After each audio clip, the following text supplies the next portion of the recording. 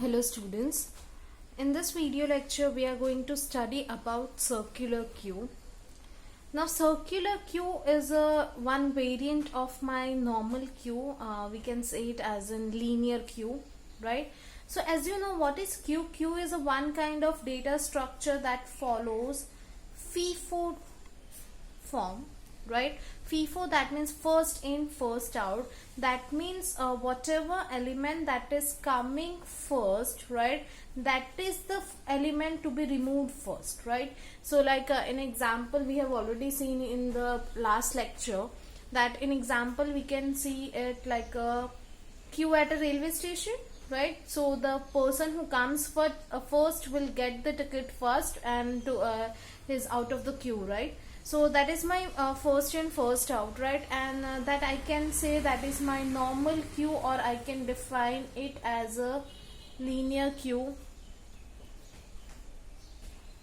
right? Now what is a problem with this linear queue? This linear queue have some problem, right? So what is that problem? So suppose let us I'll take one queue, right, of size here I can like 0 1 2 3 4 5, right? So that size is 6, right? I'm using array here, right? So the size is 6 for my queue, right? So initially that my front is equal to -1 and rear is equal to -1, right?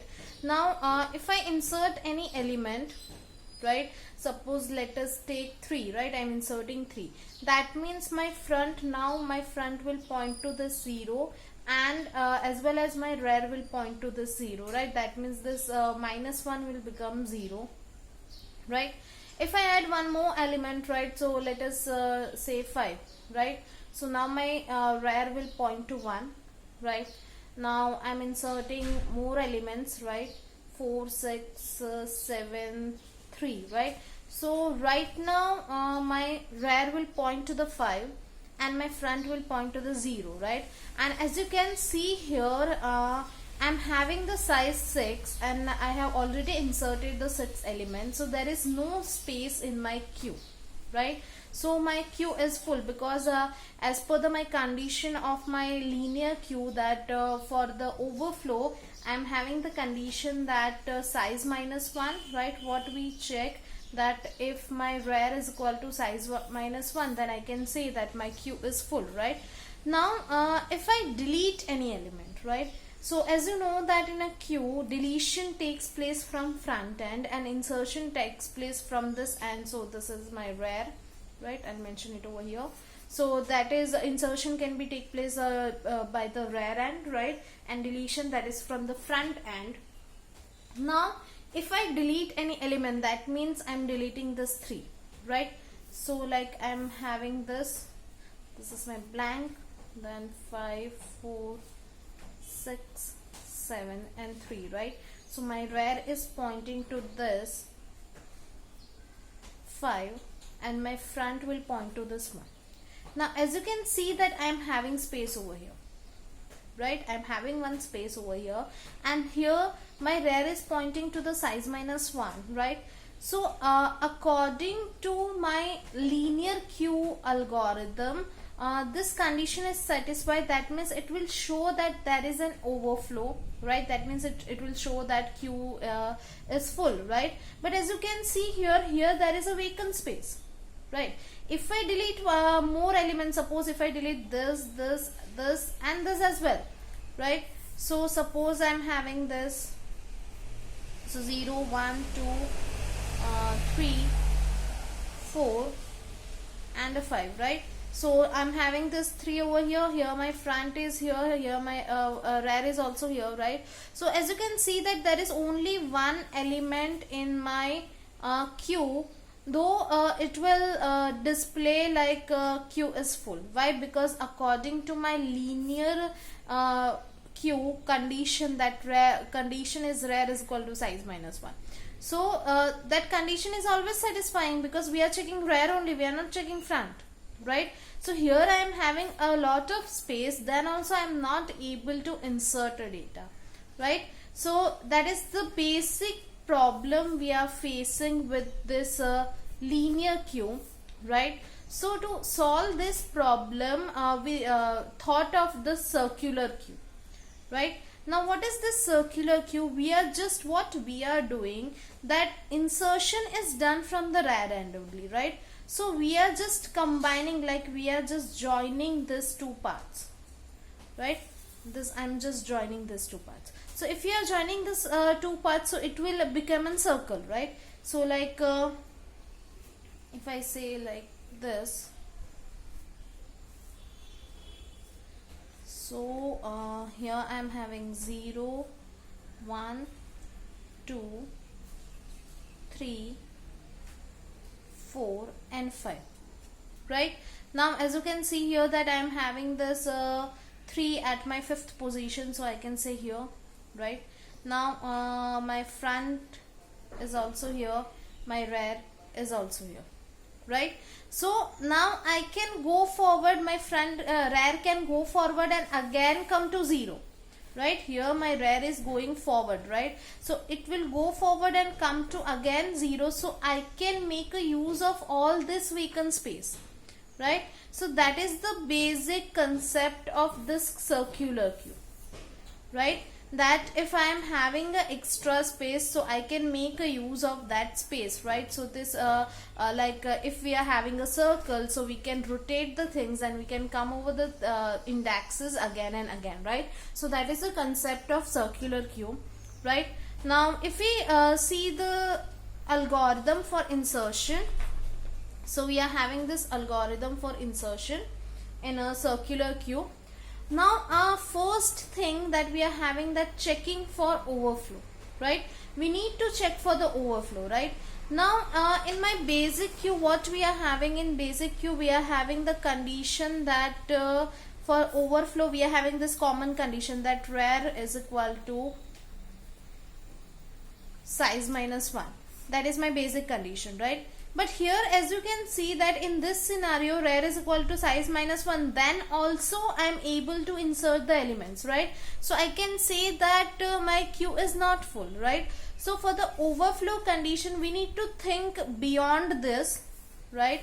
So I can say that if my front is still on 0, right? Suppose I am having all the elements, let us say this scenario, right? So if my front is still on 0 and my rear is on the last position, then I can say that my queue is full, right? So like I can combine the two conditions, that if my front is equal to 0 and rear is equal to max minus 1.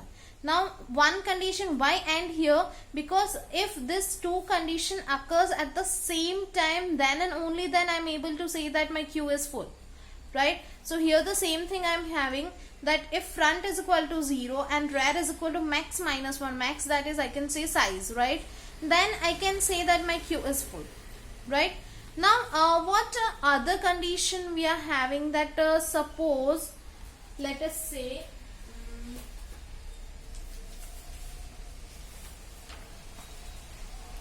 suppose I am having this,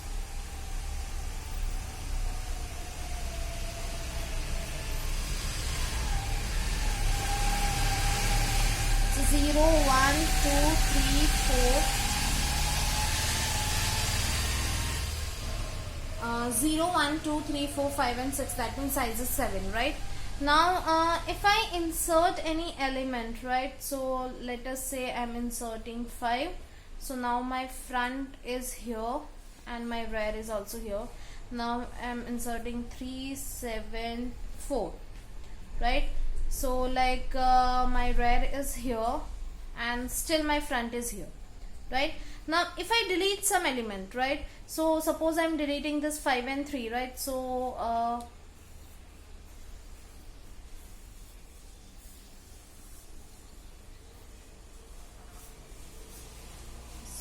1, 2, 3, 4, 5 and 6. Okay, so 5, I'm deleting this two element now, 5 and 3, right? So I'm deleting this 5 and 3 and I'm having 7 and 4, right? So now my front is here and my rear is here, right? Now if I insert some more elements, right, so I can say like I'm inserting 7, 9, 5, 4, right? So now you can say that my rear will be here, right? In this situation also there is no overflow, I'm able to insert it, right? Now if I insert one more element, suppose for example say 10, right? So now my rear is here, right? Now my rear is here. Now in this scenario also my Q is full, right? But if I see consider this condition that front is equal to 0 and rear is equal to max minus 1, that is not satisfied here, that is not satisfied over here, right? So what I can do, that for this scenario I need to make one more condition, I need to apply one more constraint, right? So what can I do? How can I add that constraint, right? So for that, like as you can see here, the difference between this front and rear, that is only 1, right? So I can apply the condition like suppose if my rear plus 1 is equal to f, right? If you can see 1 plus 1, that's a 2, right? So rear plus 1, that is equal to front, right? Or you can make this way also, rear is equal to front minus 1, right? So if this condition is satisfied, then also I can say that my Q is full, right? So the same thing we are having over here, that if my front is equal to 0 and rear is equal to max minus 1, that is my first condition. Here I have mentioned or. Or means what? Either this condition will satisfy or this will, right? So rear plus 1, that is equal to front, right? You can take rear is equal to front minus 1 as well, both are same, right?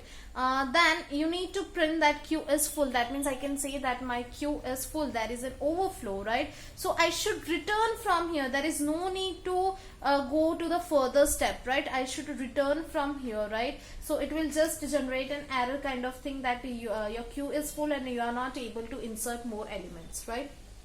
Now next, if it is not there, that means if my Q is not full, there is a still space, vacant space available, right, in my Q. So I need to add, right? So if I need to add, that means what? One, the simple condition we are having, suppose I want to add it over here, right? So if I want to add 3 over here, so simple condition I am having that I need to increment the rear, right? That is rear is equal to rear plus 1.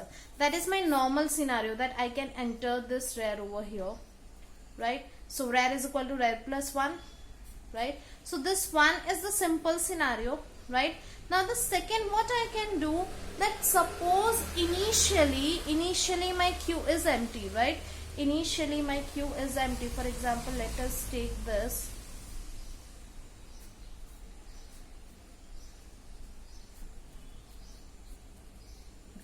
Initially my Q is empty, so my front is equal to minus 1 and rear is equal to minus 1, right? So in this scenario, if I want to insert the data, if I want to insert the first element, that means whatever element I am inserting, that is the first one, then what I need to do, I need to apply this like assign the value 0 to both of my pointer, that is front is equal to 0 and rear is equal to 0. This condition we have already seen in the normal insertion algorithm of linear Q, right? So that condition I am having, that I can assign front is equal to 0 and rear is equal to 0. So this is the second scenario. This is my normal scenario. This is I am writing over here normal scenario. This is the scenario where I am having empty Q, right? So if I am having empty Q, then I need, if I am having empty Q, then I can do likewise, right? And the third scenario what we are having over here, that suppose my front is here, right? 3, 4, 5, 6 and 7 and my rear is here, right? Now if I want to insert the thing, then if I want to insert one more element, right? So this 5 would be entered over here, right? So my rear should be 0, right? my rear should point to this. It should be shifted from 5 to 0. Now that is a drastic change, right? Because by incrementing I will not get this 5 plus 1, that's a 6, not a 0, right? By applying 0, that is also I cannot do it, right? So what I need to do, I need to convert, like I need to transfer that value of rear from the last index, right, to the first index, right? So as you know that first index is always 0, and last index, how you will get this last index, that is a size minus 1, right? If you take max, then max minus 1, that is the last index, right? So for that, what you need to do, that just you need to check the condition that if my rear is equal to max minus 1, or you can say size minus 1, then I need to apply that rear is equal to 0, right? So this is the condition for the last index. If my rear is on the last index, then I am having this, right? So this same thing I am having over here. Step 2, that if my front is equal to minus 1, this is for the empty queue, right? Checking for the empty queue. So if my front is equal to minus 1, that means I can say that my queue is empty, right? So I am assigning the value front is equal to 0 and rear is equal to 0, right? Else, if this is not the condition, then I have to check for the another condition, that is for resetting the rear pointer from last index to the 0th index, right? So for that I need to check that if my rear is equal to max minus 1, then I'm resetting the value of rear to 0, right? So that is if rear is equal to max minus 1, then rear is equal to 0, right? And the last else I am having, that is my normal scenario where I am incrementing my rear pointer, that is rear is equal to rear plus 1, right? So this 3 scenario I am having, that is for positioning the rear pointer, right? Here I am only positioning the rear pointer, right? And then step 3 I am having, that is I am placing the value, like I am assigning a value to my rear, right? So Q of rear, that means I am assigning the value Q of rear, that means Q, that is my array where I can assign the value, and rear is my index, right? So Q of the given index, that is given by this position, to the value, this value is given by the user, right? That I am storing it over here. And the last step I am having, that is return and exit, right? So this is a simple insertion algorithm. If I move forward to the deletion algorithm, right? So as you can see here, it's also somewhat similar to the deletion of linear queue, but the only difference is we are having the minor difference here, right? So first we need to check for the underflow that we do for all the deletion operation, because if I am having like there is nothing in my queue, so why we delete that, right? So for that we need to check that if my front is equal to minus 1, then print queue is empty, right? That means if my queue is already empty, so there is no need to go further, right? So I am returning from here only. So that is my step 1. Then step 2, that what I am doing, I am storing the front element in some variable, right? Now why this needed? Because sometimes we need to use that variable further, we need to use that value further. So for that we can display it also, that deleted value is this, right? So for that what we can do, we are just taking one variable and I am assigning so whatever value is there in the queue of front, then I am storing it in my variable, right? Then the step 3 what I am having, this step is already we were having in deletion in linear queue also, that if my queue is having only one element, suppose I am having this,